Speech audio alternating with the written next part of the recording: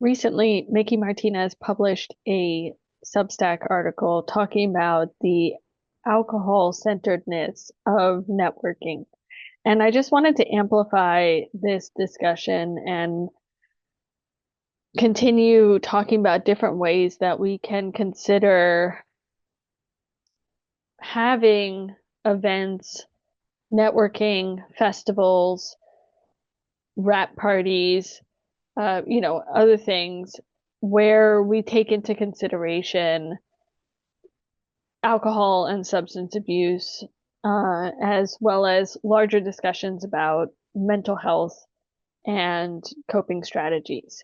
In working in film for over 25 years, I've definitely witnessed and experienced and participated in a certain amount of risk-seeking behavior.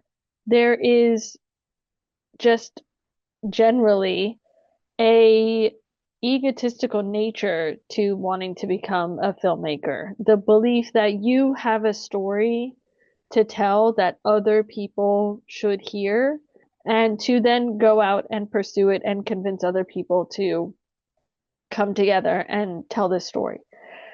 And the people that work to create those projects, they feed into that and feed into these personalities and these figures that are rising stars. Everybody wants to hitch their wagon onto somebody who is really taking off in the industry, and that can kind of feed into all of this. And every film is a gamble.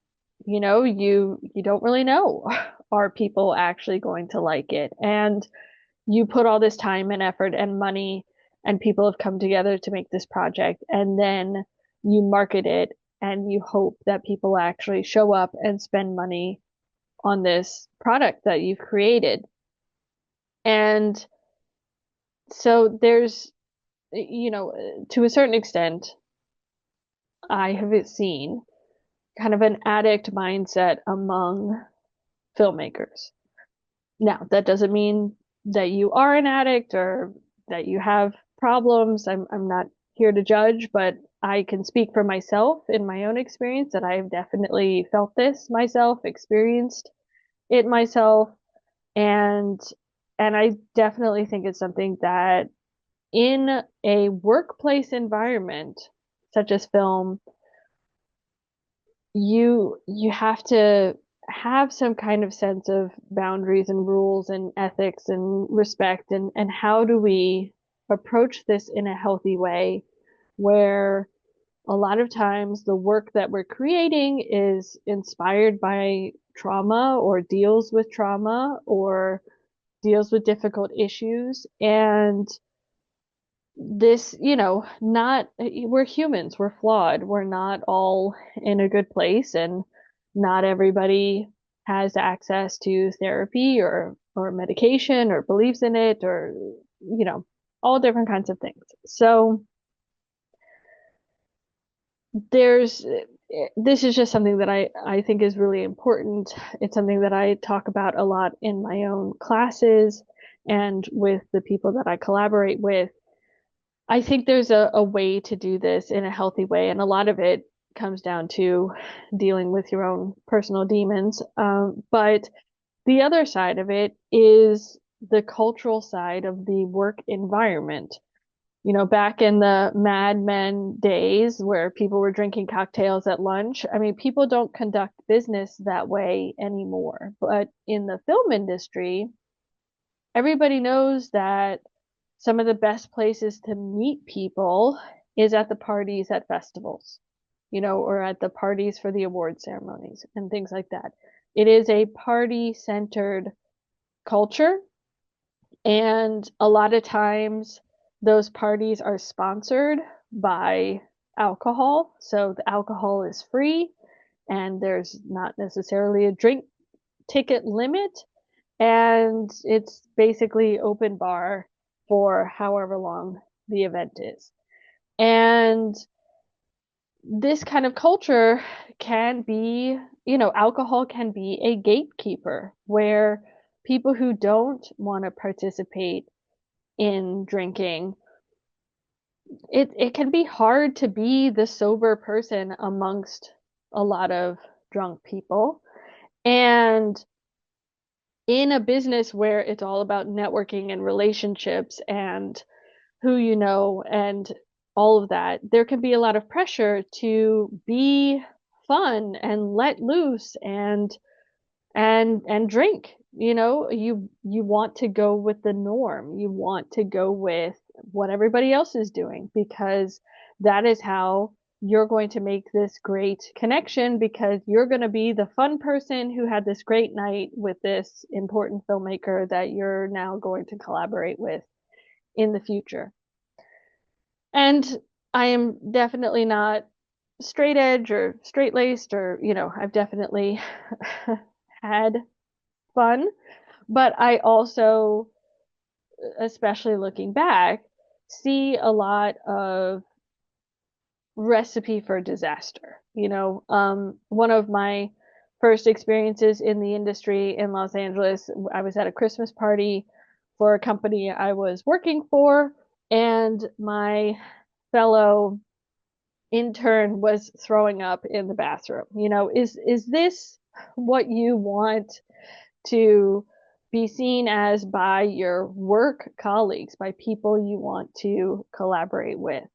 I've had people drunkenly promise me money and access and resources only for the next day to be like, oh, well, I didn't, like that's not really possible, Um, people, you're setting up a situation where people are driving home drunk, putting themselves in danger, putting other people in danger, or people putting themselves or being put into situations where their physical safety is at risk with whoever they're interacting with. Not everybody is going to be a kind and respectful person, especially under the influence. Then there's not only alcohol, there's access to other drugs. With more money and more power, there's more access.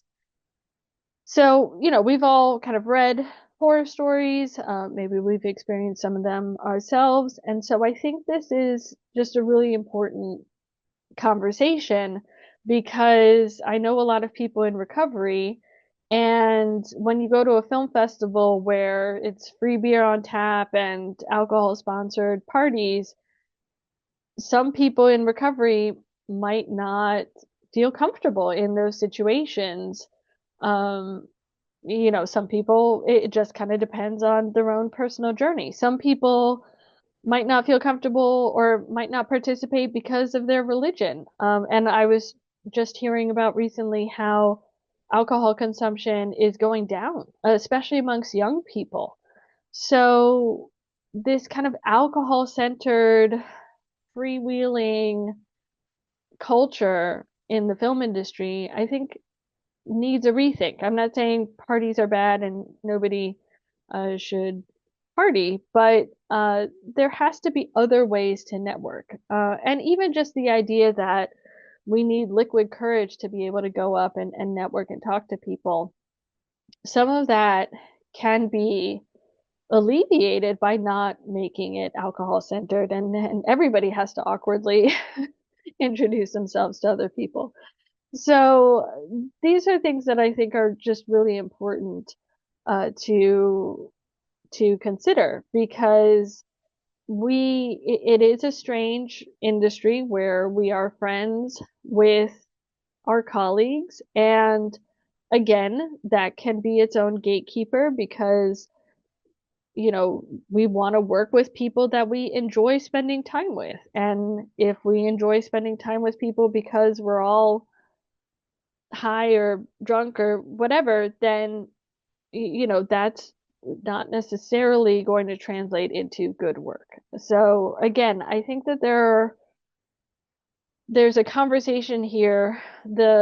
I'll put the link in the description, but the Substack article that Mickey Martinez wrote has some suggestions for organizations and festivals to think around this alcohol-centered event networking space. And I know it's hard, but I think that there should be more inclusive ways to have these kinds of events, or at least have some alternatives where we can make some space for it to not be so alcohol dependent. And I think it will ultimately make the work environment and the work relationships safer and healthier for everyone, just in general.